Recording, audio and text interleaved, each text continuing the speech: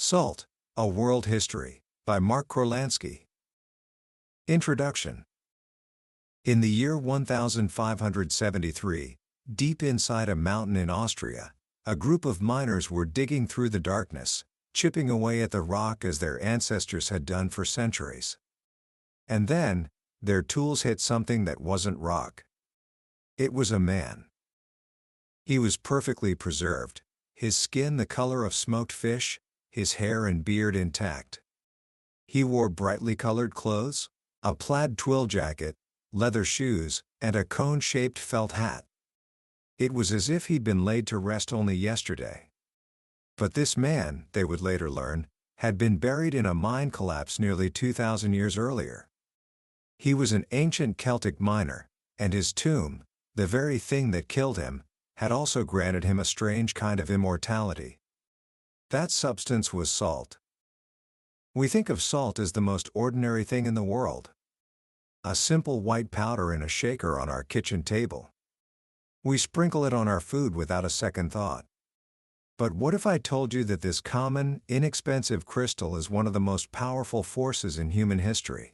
What if I told you that this one substance has built empires and brought them to their knees? That it has sparked revolutions, financed wars, drawn the maps of our world, and led to some of our greatest discoveries? That is the profound and astonishing story told in Mark Kurlansky's incredible book, Salt, A World History. This isn't just a book about a mineral.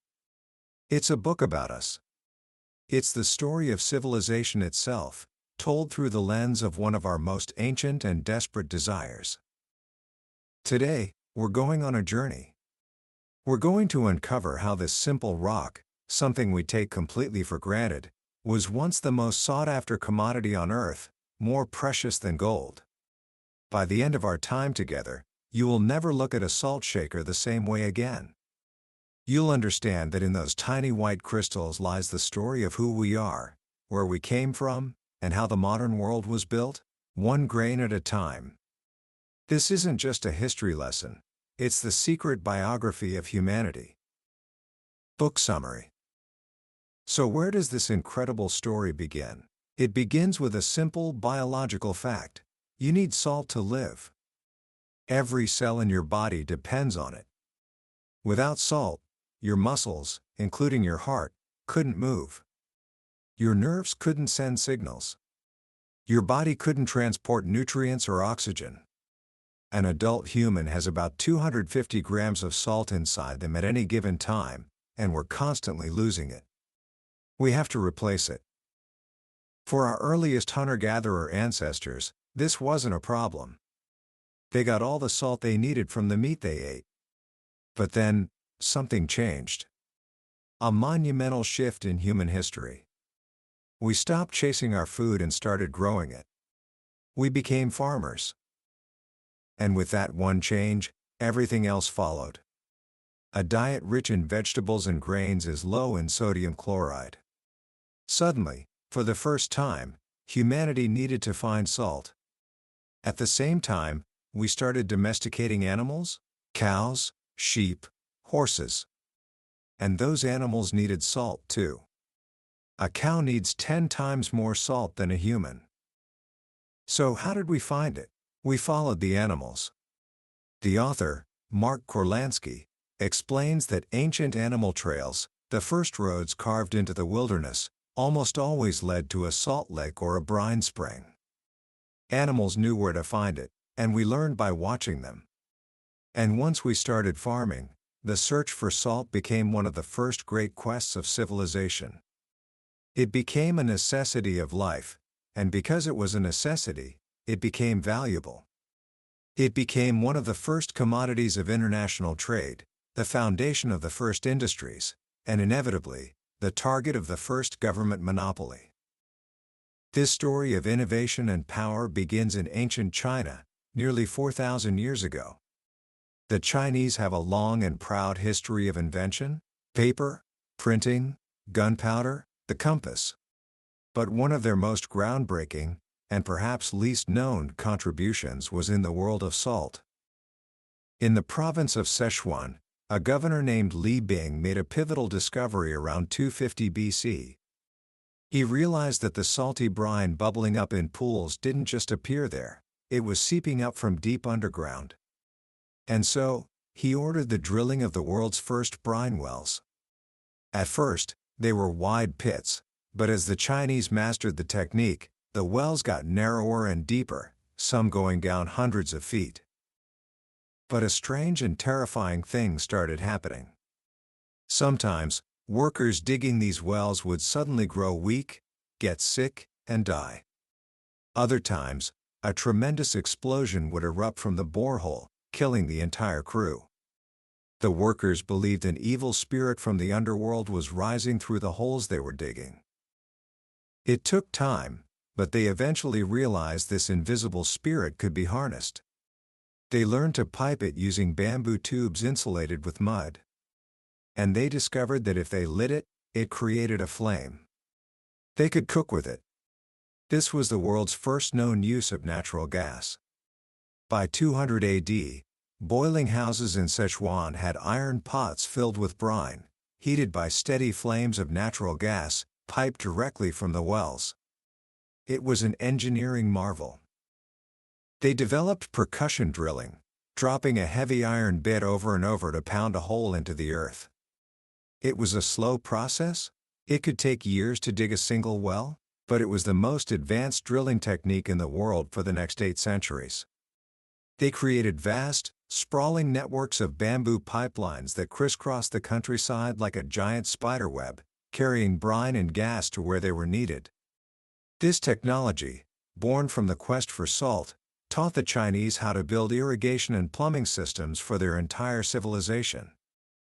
But the Chinese also understood salt's political power.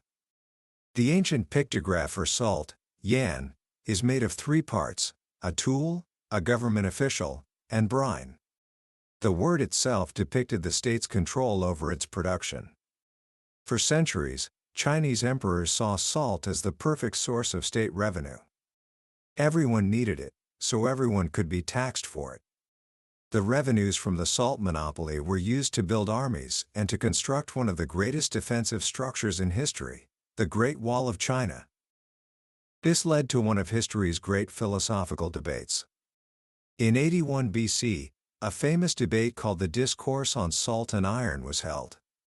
On one side were the legalists, who argued that the state needed the salt monopoly to fund the army and protect the borders from barbarian invaders. On the other side were the Confucians, who argued that a good government shouldn't be competing with its people for profit. It was a debate about the role of government, military spending, and economic freedom. And it's a debate that, in many ways, we are still having today. The Chinese also figured out something else crucial about salt: it was often too expensive to use directly. So they invented ways to stretch it. This gave birth to one of the world's most beloved condiments. Originally, they fermented fish with salt to create a pungent sauce called jiang. But in China, they added soybeans to the mix. Over time, the fish was dropped entirely, and jiang became jiangyou, what we know as soy sauce. This ancient condiment was a brilliant way to make a small amount of precious salt flavor an entire meal. While the Chinese were drilling into the earth, another great ancient civilization, the Egyptians, were turning their eyes to the desert and the sea. For them, salt was the key to eternity. The earliest Egyptian burial sites, dating back 5,000 years, contain bodies that are not mummies but are still shockingly well preserved. The dry, salty desert sand had naturally protected them from decay. This phenomenon gave the Egyptians a world-changing idea. They believed that to achieve eternal life, the physical body had to be preserved. Salt was the answer. Their process of mummification was remarkably similar to how they preserved food. They would remove the internal organs and then pack the body in a special kind of salt they found in the desert, called natron. This divine salt, a mix of sodium bicarbonate and sodium chloride, would draw all the moisture out of the body, preventing the growth of bacteria. After 70 days, the body would be washed and wrapped. The same basic principle, using salt to remove moisture, was what they used to become the first civilization to preserve food on a massive scale. In the narrow, fertile strip of land along the Nile, a dry year could mean starvation. So the Egyptians stockpiled food in every way they could. They were perhaps the first to cure meat and fish with salt. Tombs from ancient Egypt have been found filled with offerings of salted fish and salted birds, preserved for the afterlife. They even invented a way to make the bitter, inedible fruit of the olive tree delicious, by soaking it in water and then softening it in brine. This ability to preserve food did more than just protect them from famine. It created a new kind of economy. Salt itself was bulky and difficult to trade over long distances. But salted food, like salted fish, was a value-added product. It wouldn't spoil, and it was far more profitable to ship. Around 2800 BC, the Egyptians began trading their salt fish with the Phoenicians for cedar wood, glass, and their famous purple dye. The Phoenicians, the master mariners of the ancient world, took this idea and built a trade empire upon it. They established saltworks and tuna fisheries across the Mediterranean, from Sicily to Spain. They didn't just trade their own goods, they traded the goods of their partners, carrying Egyptian saltfish and North African salt to every corner of the known world. Salt, and the food it preserved, was becoming the engine of international commerce. As Rome rose to power, it inherited this Mediterranean world built on salt. But the Romans, with their genius for administration and engineering, took it to a whole new level. To them, salt was not just a commodity, it was an essential tool for building an empire. The first of the great Roman roads was the Via Salaria, the Salt Road, built to carry salt from the saltworks at the mouth of the Tiber River into the heart of the peninsula. Roman legions required huge quantities of salt for their soldiers, their horses, and their livestock. At times, soldiers were even paid in salt. This is the origin of our word salary, and the expression worth his salt. In fact, the Latin word for salt, sal, became the French word for pay, sold, which is the origin of our word soldier. Unlike the Chinese, the Roman government didn't usually maintain a direct monopoly. Instead, they understood the political power of salt. They subsidized its price to keep it affordable for the common people, the plebeians. It was a way to ensure popular support. They established the idea of common salt, believing every citizen had a right to it. But when they needed money for wars, like the century-long struggle against Carthage, they weren't afraid to manipulate prices and use a salt tax to fund the military. The Romans also had a deep love for salted foods. They were the ones who first started salting their leafy greens to counteract bitterness, which is the origin of our word salad. But their most famous salt creation was a pungent, powerful fish sauce called garum. Garum was the Roman equivalent of soy sauce. It was made by layering fish scraps, innards, gills, and tails, with salt in large earthen jars and leaving them to ferment in the sun for months. The resulting liquid was strained and used to season everything, from meat and vegetables to even fruit. The oldest surviving cookbook from Roman times has far more recipes that call for garum than for plain salt.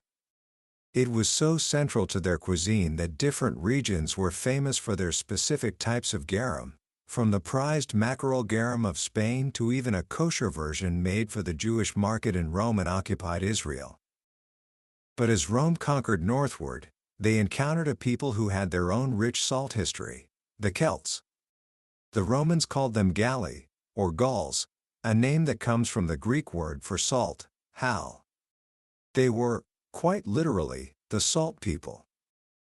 We often think of the Celts as primitive barbarians, but the discoveries in the salt mines of Hallen and Hallstatt in Austria tell a different story. The bodies of prehistoric miners, perfectly preserved in salt for millennia, show a people with a sophisticated culture. They wore brightly colored plaid fabrics, not unlike Scottish tartans, and traded their salt for valuable goods from as far away as North Africa and the Near East. They were masters of their craft. They understood that bronze tools wouldn't corrode in the salt mines like iron ones would. And they were innovators in food.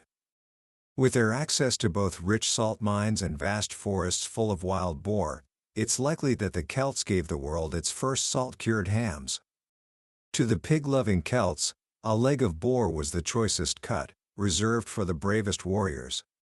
The Romans, after conquering them, fell in love with these hams and began importing them from all over the Celtic world. The Romans were builders.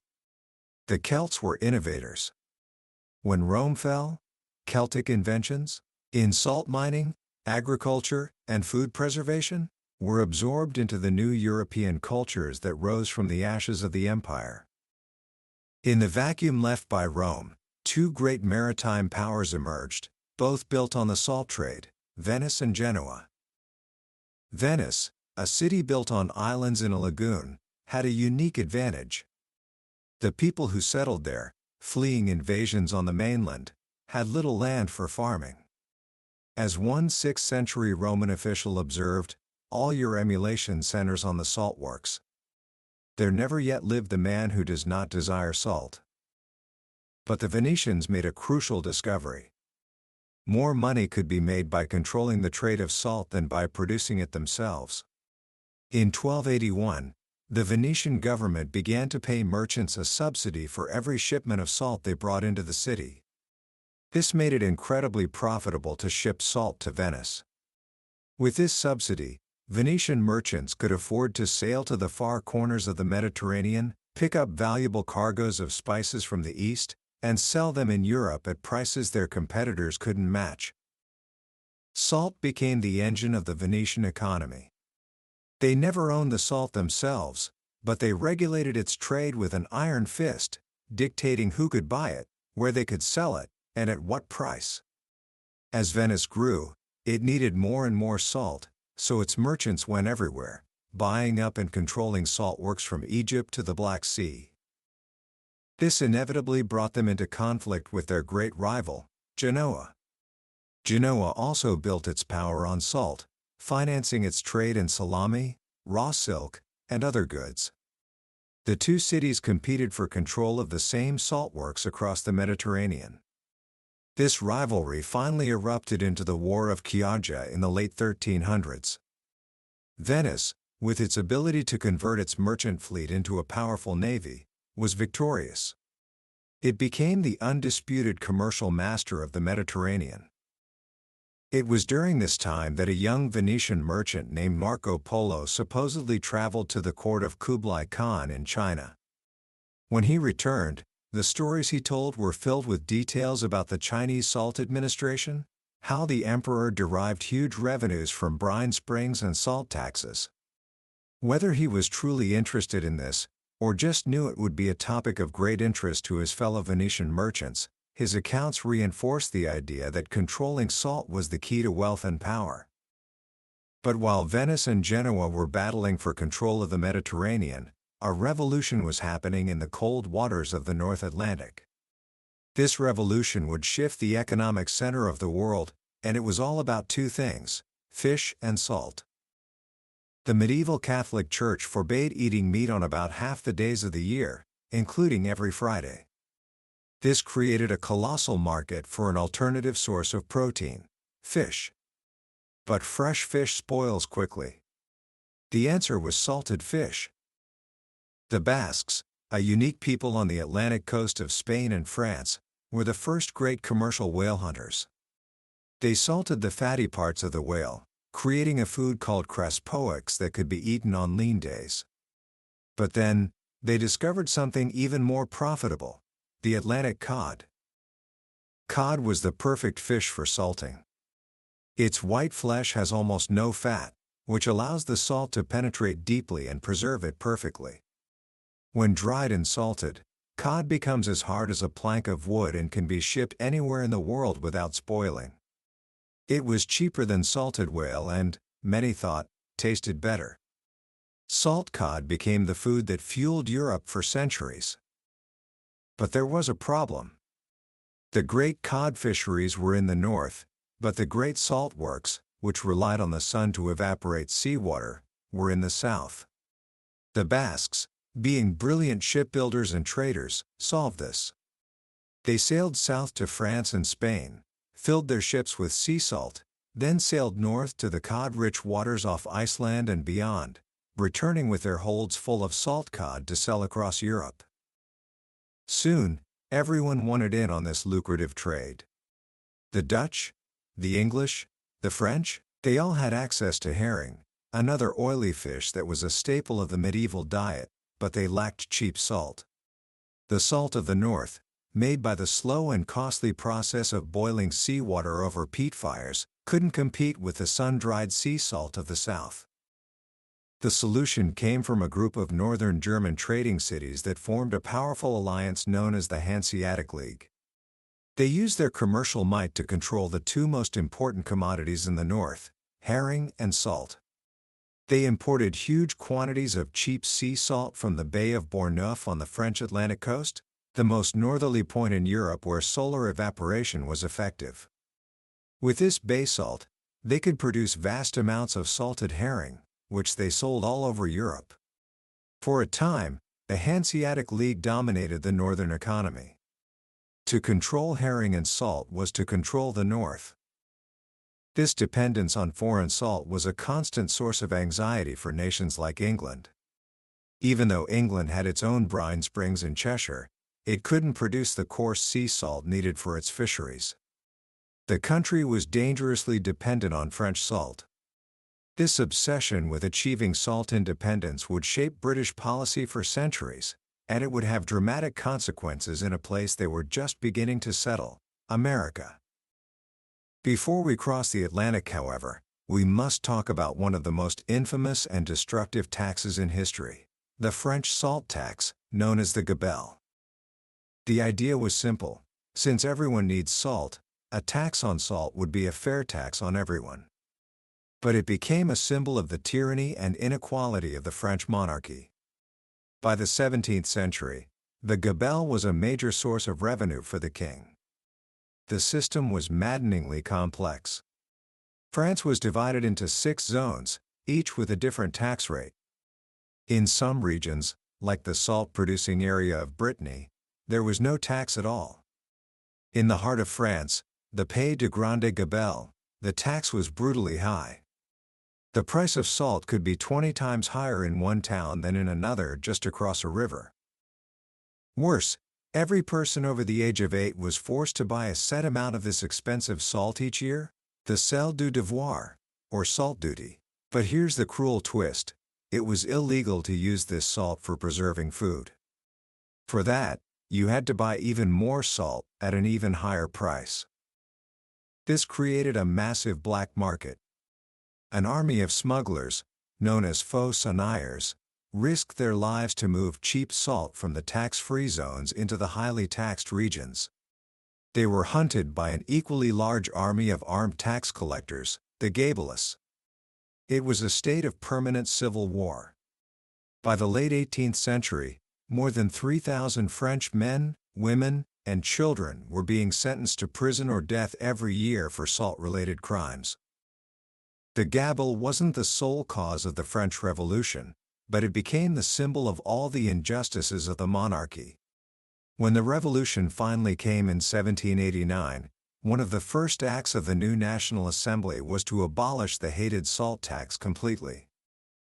This idea, that a salt tax could be a powerful symbol of oppression, was not lost on the revolutionaries across the Atlantic.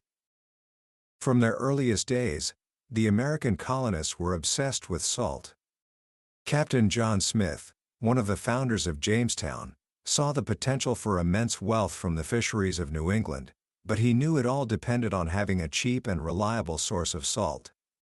The early colonists tried to make their own, but the New England weather was too rainy and not sunny enough for solar evaporation. They were almost entirely dependent on salt imported from Britain and the Caribbean. This dependence became a critical weakness during the American Revolution. When the British blockaded the colonies in 1775, it caused an immediate and severe salt shortage. Salt was needed to preserve food for the Continental Army. Without it, the army would starve. The Continental Congress pleaded with the colonies to start producing their own salt. On Cape Cod, a man known as Sleepy John Sears built a large wooden vat to evaporate seawater. His neighbors laughed at him. But Sears persisted, and in the summer of 1777, during a time of great scarcity, he produced 30 bushels of salt. The laughing stopped. Soon, the entire Cape Cod coastline was dotted with windmills pumping seawater into vats. Sears and others even invented clever rolling roofs to cover the vats when it rained. Yankee ingenuity, born of wartime necessity, had created America's first domestic salt industry. After the war, the young United States remained determined to achieve salt independence. But it also needed to connect its vast territories. In upstate New York, near the territory of the Onondaga Nation, were some of the richest brine springs in the country. The problem was getting the salt to market. The solution was one of the greatest engineering projects of the 19th century, the Erie Canal. The canal, often called Clinton's Ditch after the governor who championed it, was a 363-mile waterway connecting the Great Lakes to the Hudson River. It was an audacious and incredibly expensive project. A significant portion of its funding came from a tax on Onondaga salt. It was one of the few salt taxes in history that wasn't resented, because the salt producers knew the canal would bring them unprecedented prosperity. When the canal opened in 1825, it transformed the American economy. Onondaga salt could now be shipped cheaply to New York City and from there, to the rest of the country.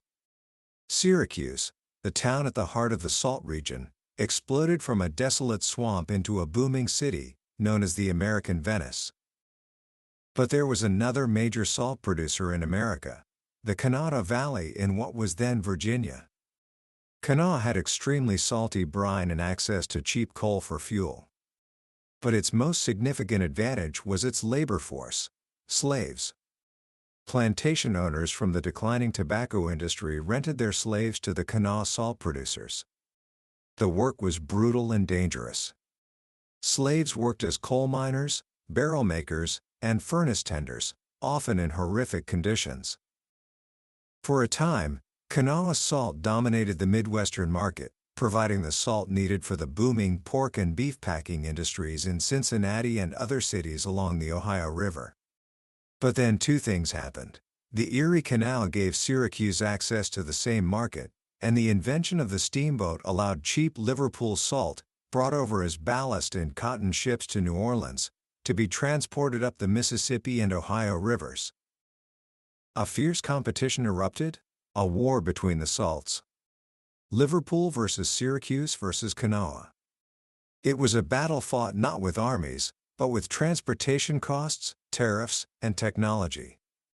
And it was a battle that foreshadowed a much larger conflict to come. When the Civil War broke out in 1861, the South's lack of a robust salt industry became a catastrophic strategic weakness. The North had Onondaga, which reached its peak production during the war. The South had Kanawha, Saltville in Virginia, and some coastal works in Florida and Alabama. But it was not nearly enough. President Lincoln immediately ordered a naval blockade of all southern ports, cutting off the supply of imported Liverpool salt. The price of salt in the Confederacy skyrocketed. A 200-pound sack that sold for 50 cents before the war was soon selling for $60. Salt became as precious as ammunition. The Union Army understood this. One of their primary military objectives was to capture or destroy every saltworks in the South. When Union forces captured a saltworks, they smashed the equipment and poured the brine back into the earth. They systematically dismantled the South's ability to preserve food for its armies and its people. The Confederacy grew desperate. People were told to dig up the dirt floors of their smokehouses and leach the salt out of them. Newspapers printed recipes for preserving meat with sugar or acid instead of salt. But it was not enough. The lack of salt was a major factor in the Confederacy's eventual defeat. Without salt, an army and a nation cannot be sustained. The most dramatic salt discovery of the war happened on a small island in a Louisiana swamp called Petit Anse. The island, owned by the Avery family, was known to have weak brine springs. But in May 1862, a slave digging in one of the wells hit something solid. It was a massive, underground deposit of remarkably pure rock salt, a salt dome. For a brief time, Avery Island became a vital source of salt for the Confederacy, until Union forces attacked and destroyed the works in 1863. After the war, a relative of the Avery family, Edmund McIlhenny, returned to the devastated island. His fortune, earned from salt during the war, was now worthless Confederate money. Looking for a new venture, he began experimenting with some hot chili peppers he had been given. He crushed the ripe red peppers, mixed them with the salt from the island, let them ferment, and then blended the mash with vinegar. He bottled the fiery concoction in used cologne bottles and gave it a name, Tabasco sauce. The same salt dome that had been a weapon of war now became a key ingredient in one of the world's most famous condiments. As America moved into the industrial age, the story of salt took another dramatic turn. It was no longer just about food. It was about chemistry. In the early 1800s, a brilliant and flamboyant English chemist named Sir Humphry Davy began experimenting with a new force, electricity. By passing an electric current through chemical compounds, he was able to break them down into their fundamental components. In 1807, in a moment of ecstatic discovery, he used electrolysis to isolate a volatile, silvery metal from a common alkali. He named it sodium. He had unlocked one of the two elements that make up common salt. The other, a deadly poisonous gas, was chlorine. This was the dawn of the modern chemical industry. Scientists began to realize that salt wasn't just one thing.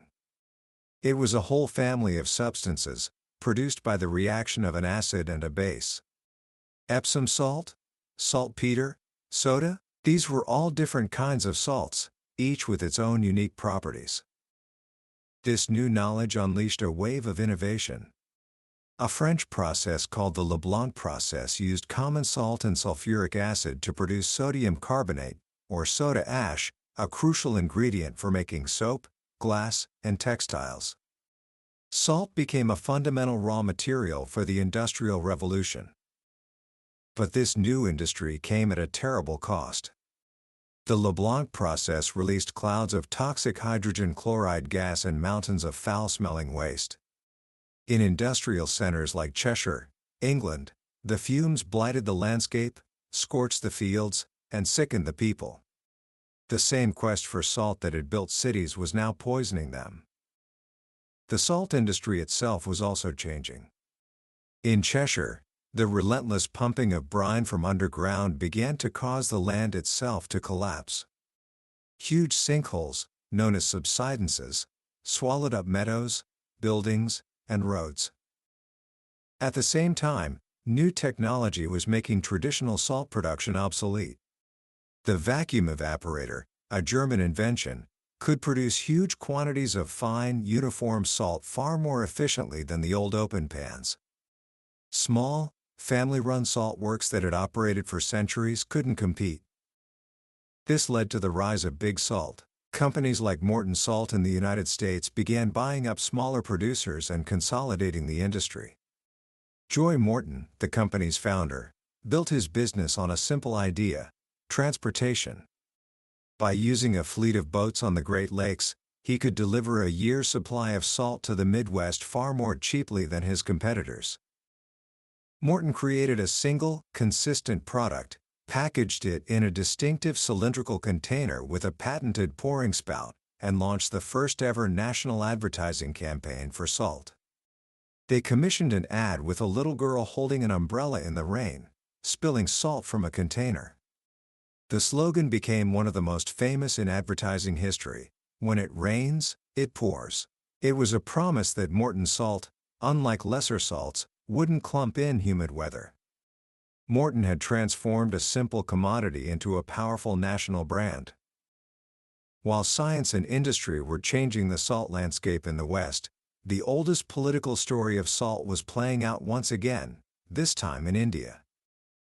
Under British colonial rule, the Indian salt industry was managed for the benefit of British producers.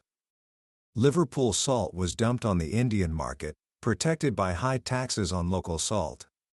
The British established a customs line, an internal border that eventually snaked 2,500 miles across the country, guarded by a massive, thorny hedge, all to prevent the smuggling of untaxed salt. Making salt, even scraping it from the earth for personal use, became a crime. This policy was devastating, especially in coastal regions like Orissa, where peasants had made salt for centuries. It was their livelihood. The British monopoly destroyed their economy and plunged them into poverty. In 1930, a tiny 60-year-old man decided to make this injustice the symbol of India's fight for independence. His name was Mohandas Gandhi.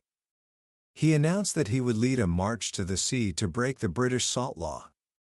He called the salt tax the most iniquitous of all from the poor man's standpoint. On March 12, 1930, Gandhi and 78 followers set out from his ashram on a 240-mile journey to the coastal village of Dandi. The march took 24 days. As they walked, thousands joined them. On the morning of April 6, after a night of prayer, Gandhi waded into the Arabian Sea. He then walked up the beach, bent down, and picked up a piece of natural salt crust. With that simple act, he had broken the law. It was a signal. All across India, people began making and selling salt illegally. It was an act of mass civil disobedience. The British responded with violence and mass arrests. But the movement could not be stopped. The Salt March galvanized the Indian independence movement and exposed the moral bankruptcy of British rule to the world. It showed that the power of a symbol, of a simple grain of salt, could be greater than the power of an empire. In the decades that followed, the world that salt had built began to disappear. In 1903, a Paris cook named Nicolas Appert invented a new way to preserve food, sealing it in airtight glass jars and heating it. This was the birth of canning. Soon after, the tin can was developed. Food could now be preserved without salt. Then, in the 1920s, an American named Clarence Birdseye, who had learned about fast freezing from the Inuit in Labrador, perfected a process for commercially frozen foods. Refrigeration and freezing dealt the final blow to salt's ancient role as the primary means of food preservation. The world's consumption of salt for food began to decline. But at the same time, geology and drilling technology, much of it pioneered by the salt industry, led to another world-changing discovery. Geologists realized that ancient salt domes, like the one under Avery Island, were often traps for another valuable resource, oil. In 1901, a wildcatter drilling on a salt dome in Texas called Spindletop struck a gusher that shot oil over 100 feet into the air. The Texas oil boom began, and salt domes became the new target for prospectors, not for the salt, but for the black gold trapped around it. Today, the United States is both the largest producer and the largest consumer of salt in the world. But only a tiny fraction of that, less than 10%, is for food. The single largest use of salt, over half of all production, is for de-icing roads in the winter. The rest goes to the chemical industry, to make everything from plastics and pesticides to pharmaceuticals and textiles. Salt is now an industrial chemical, produced in massive, automated plants. The old ways have vanished. The salt mines of Cheshire and Austria are now tourist attractions. The salt pans of the Caribbean are abandoned ruins. The once thriving salt towns of Cape Cod are now quiet vacation spots. And yet, a strange thing is happening. After a century of industrialization, of making salt perfectly white, perfectly uniform, and perfectly cheap, People are starting to seek out the old salts again. We now pay a premium for sea salt, for salt that is gray or pink or black, for salt with odd-shaped crystals. We buy fleur de sel, the delicate flower of salt skimmed by hand from the tops of ponds in Guérande, France, the very salt that French kings once complained wasn't white enough. We seek out Hawaiian red salt, colored with clay, or Indian black salt, with its sulfurous, egg-like flavor. After 1,000 years of trying to purify salt, we have discovered that we are hungry for its impurities. We are looking for something that tastes real, something that connects us to a place, to a history. And so the story of salt comes full circle. It begins as a necessity of life, becomes a source of wealth and power, transforms into an industrial chemical, and finally, returns to our tables as a luxury, a symbol of a more artisanal, more authentic past. It reminds us that even in the most common, most overlooked substance, there lies a story as vast and as complex as human history itself. Commentary. Reading Mark Kurlansky's Salt is a truly humbling experience. It's one of those books that permanently changes how you see the world around you. It takes something so mundane, so invisible in our daily lives, and reveals it to be a secret engine of history. The most powerful lesson, I think, is about the hidden connections that shape our world. We don't think about the fact that the Erie Canal was built because of salt, or that the French Revolution was fueled by anger over a salt tax, or that Gandhi chose a grain of salt to bring down an empire. The book reminds us that big historical events don't just happen. They are often driven by the most basic human needs and desires, the need for food, for security, for freedom. The quest for salt was a quest for all of these things. It also tells a profound story about technology and innovation. From the Chinese drilling for brine with bamboo and iron, to the Romans building roads to transport salt, to the vacuum evaporators of the industrial age, so much of our technological progress has been driven by this single-minded pursuit. But Kurlansky also shows us the dark side of that progress. The environmental devastation in Cheshire, the brutal exploitation of slave labor in America, the destruction of local economies in colonial India, these are also part of salt's legacy. It's a cautionary tale about how the pursuit of a valuable resource can lead to both incredible ingenuity and terrible injustice. What I find most fascinating, though, is what the story of salt tells us about value. For most of human history, salt was wealth. People fought and died for it. Today, it's one of the cheapest things you can buy.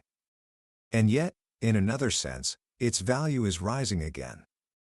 As we seek out artisanal salts from specific regions, we're not just buying a seasoning. We're buying a story. We're buying a connection to a place and a tradition. It seems that in our modern, uniform world, we are growing hungry for things that are unique, things that have a history. We are starting to realize that true value isn't just about price, it's about meaning. So what can we take from this incredible story today? First, I think, is a sense of curiosity. The next time you walk through a grocery store, look at the salt aisle. Don't just see it as a row of boxes and bags. See it as a library of stories. Try a different kind of salt. Notice its color, its texture, its taste. Think about where it came from. Was it scraped from a desert, mined from a mountain, or raked from the sea? Let it be a small reminder of the vast, hidden histories all around us. Second, it encourages us to look for the extraordinary in the ordinary. Salt is just one example. Kurlansky has written similar books about cod and paper. What other everyday objects have a secret history? What stories are hidden in a cup of coffee, a bar of chocolate, a piece of cotton clothing? The world is full of these epic tales, waiting to be discovered, if we only take the time to look. The story of salt is a story of human struggle, ingenuity, and desire. It's a reminder that the great forces of history are often found not in the grand pronouncements of kings and emperors, but in the small, essential things that sustain our daily lives. That was the book summary of Salt, A World History by Mark Kurlansky. We've covered a lot of ground today, from ancient China to modern America, but I'll be honest with you, a summary can only take you so far. The real magic happens when you dive into the book yourself. It's in the quiet moments, when a particular story or a surprising connection makes you see the world in a completely new way. This summary is designed to give you a taste, to help you decide if this journey is one you want to take. If anything we've talked about today has sparked your curiosity, I can't recommend this book enough.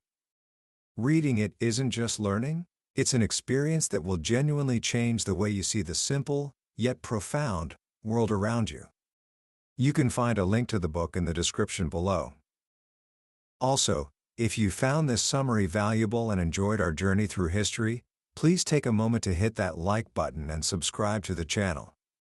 It lets me know you're getting value from this, and it ensures you won't miss our next exploration into another life-changing book. Let's keep learning and growing together.